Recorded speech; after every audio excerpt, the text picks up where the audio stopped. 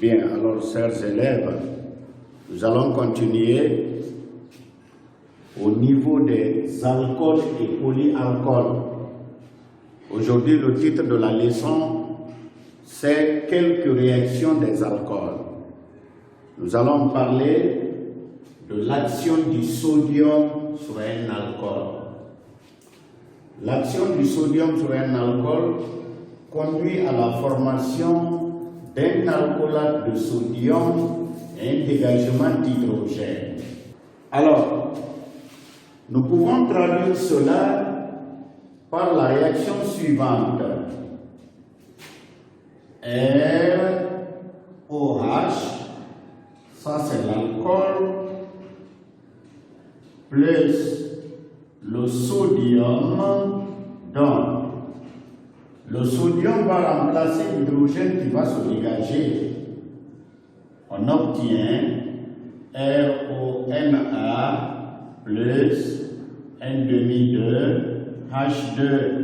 Ça c'est l'alcoolate de sodium. Alcoolate de sodium. Alors, il faut retenir que les anions des solutions d'alcoolate sont des bases fortes. Exemple,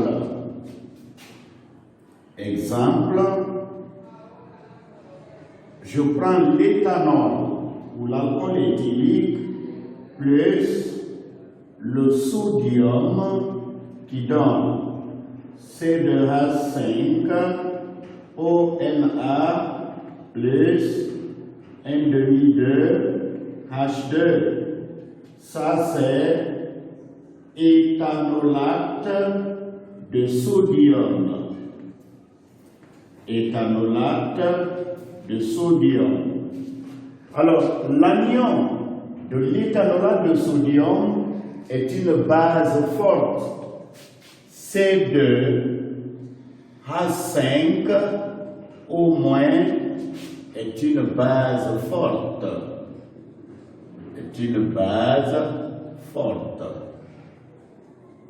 Donc, ça c'était l'action du métal sodium sur un alcool. Après l'action du sodium, l'on peut parler de l'oxydation des alcools.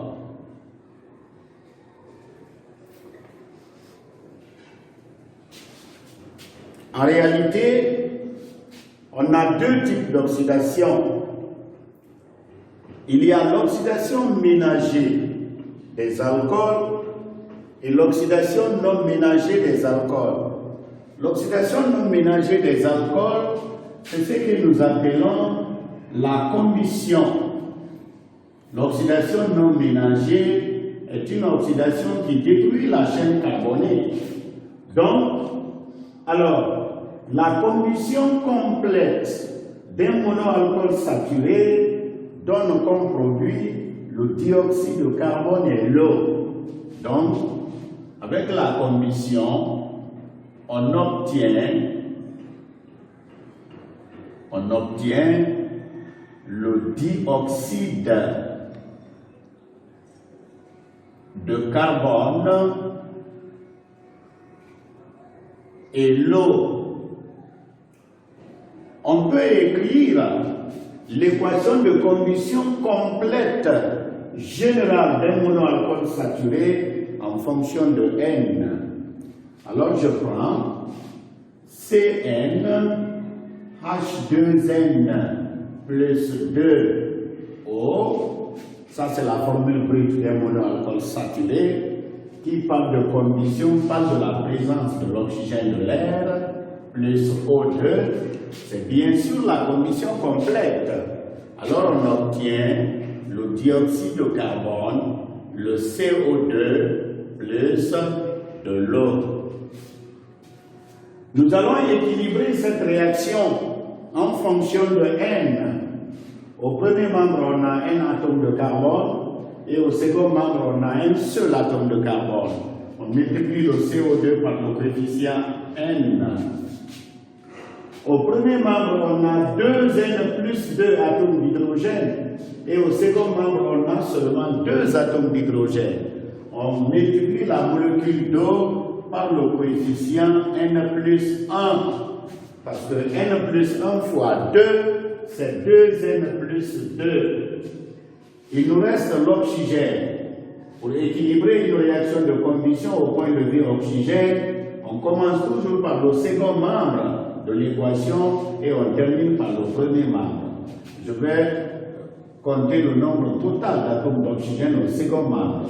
Ici, on a 2 fois N, ça fait 2N atomes d'oxygène, plus N plus 1 fois 1, on a N plus 1. Donc, 2N plus N, ça nous donne 3N plus 1. Donc, ça veut dire que l'on a 3N plus 1 atomes d'oxygène au second membre. On revient au niveau du premier membre. Déjà ici, on a un atome d'oxygène. Pour obtenir 3N plus 1 atome d'oxygène, on multiplie O2 par 3N demi. Parce que 3N demi fois 2, c'est 3N. 3N plus 1, 3N plus 1 au premier membre et 3N plus 1 au second membre. Alors voici l'équation de combustion complète d'un monoalcool saturé. Alors, pour vérifier que la réaction est équilibrée, on peut donner une valeur à N. Exemple, prenons N est égal à 4. Alors, si N est égal à 4, alors dans l'équation en fonction de N, on remplace partout N par 4. On aura donc C4, H, 2 fois 4, 8, plus 2, ça fait 10, O, plus 3 fois 4, c'est 12. 12 divisé par 2, ça fait 6. O2 donne. Donc, on a 4 CO2 plus 4 plus 1, ça fait 5 H2O. On va voir si cette réaction de condition complète est équilibrée. Alors, ici, on a carbone 4. Carbone 4. On a l'hydrogène 10. On a 5 fois 2, 10. Oxygène, on a ici 1 plus 12, ça fait 13. 4 fois 2, 8, plus 5, ça fait 13. Donc l'équation est bel et bien équilibrée. Donc ça c'était la condition complète d'un monoalcool saturé, ce qu'on appelle l'oxydation dégradante ou bien l'oxydation non ménagée. Maintenant, nous allons parler de la partie la plus intéressante, qui est l'oxydation ménagée. Oxydation ménagée des alcools. Oxydation ménagée des alcools.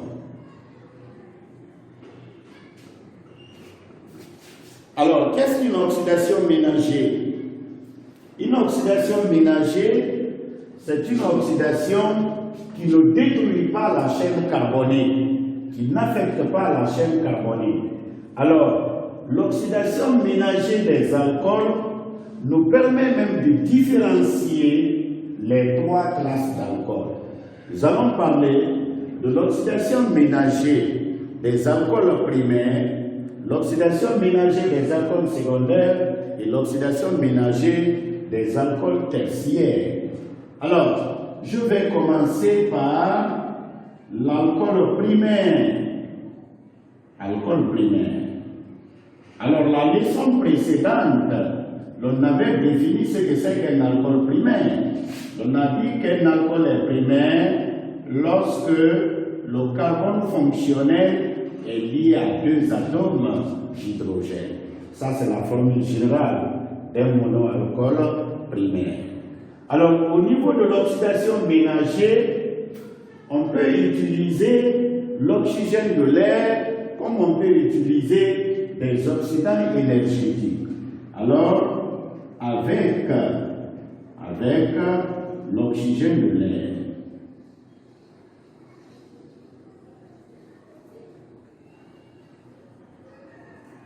alors, il faut retenir que, suivant les conditions, l'oxydation ménagée d'un alcool primaire nous donne soit un aldéhyde ou soit un acide carboxylique.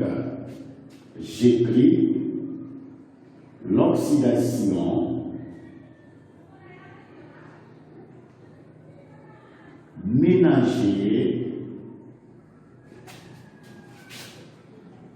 d'un alcool primaire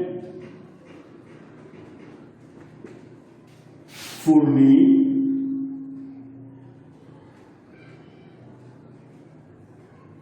un aldéhyde puis un acide carboxylique.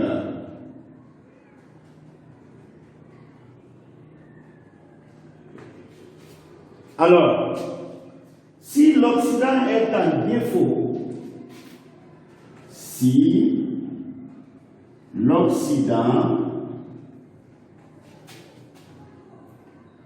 est en défaut,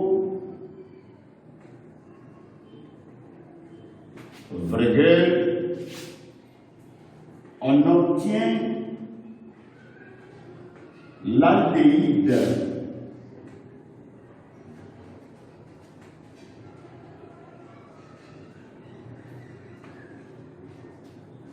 s'il est en excès,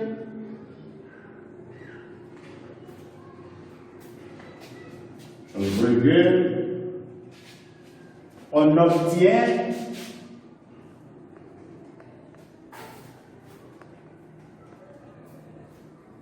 un acide carboxylique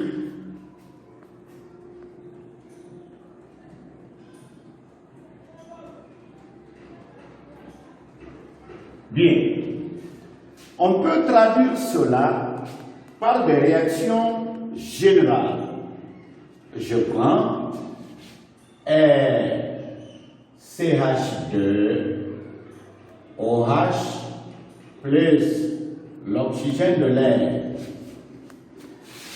On obtient RCOH plus de l'eau. Et on prend ici un demi. Ça, c'est la fonction aldéhyde que nous allons étudier prochainement. Mais si l'oxygène est en excès, à la place de l'aldéhyde, on obtient l'acide carboxylique. Donc on a, si vous voulez, CH2OH plus O2, on obtient RCOOH plus de l'eau. Ça, c'est la fonction acide carboxylique.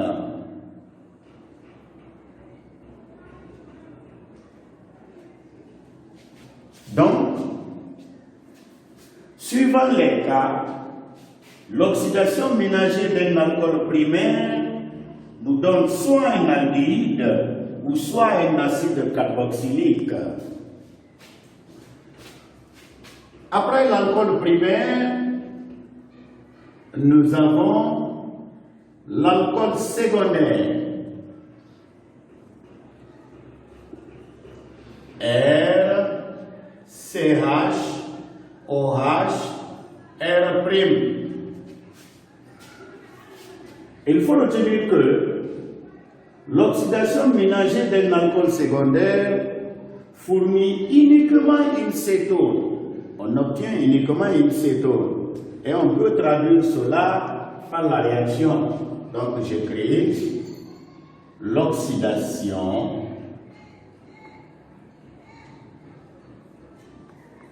ménagée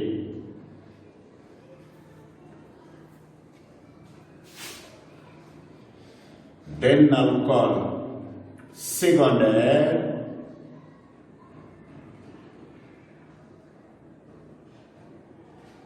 fournit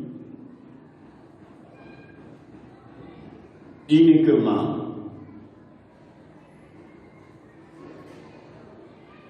une cétone. Voilà. On peut traduire cela comme ça.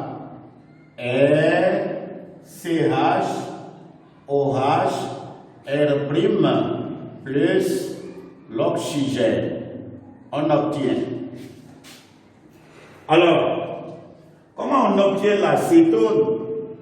Les deux atomes d'hydrogène de la fonction alcool secondaire vont se combiner à l'atome d'oxygène pour donner de l'eau. Le reste, c'est la cétone. On a R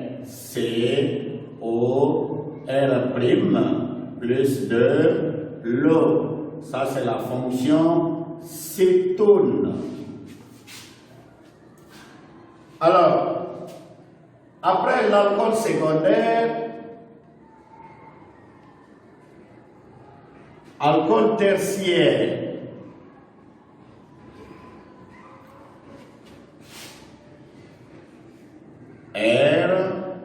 COH, R' seconde.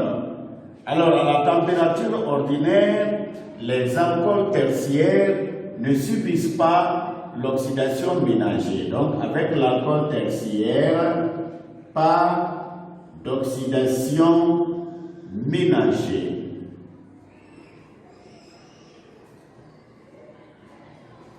Alors, qu'est-ce que cela veut dire?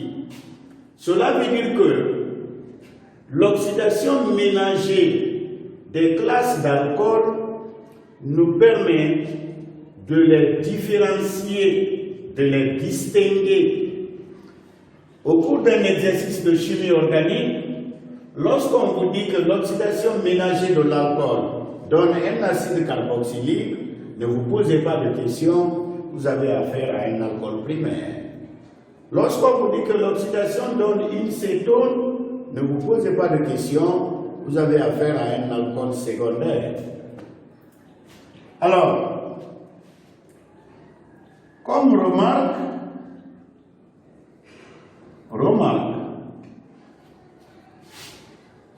l'oxygène de l'air n'est pas le seul agent oxydant.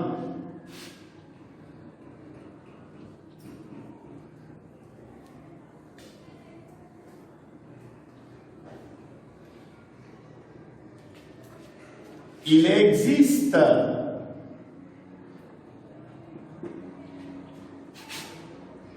d'autres solutions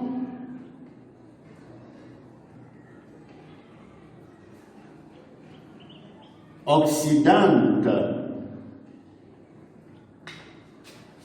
ce que nous appelons les oxydants énergétiques.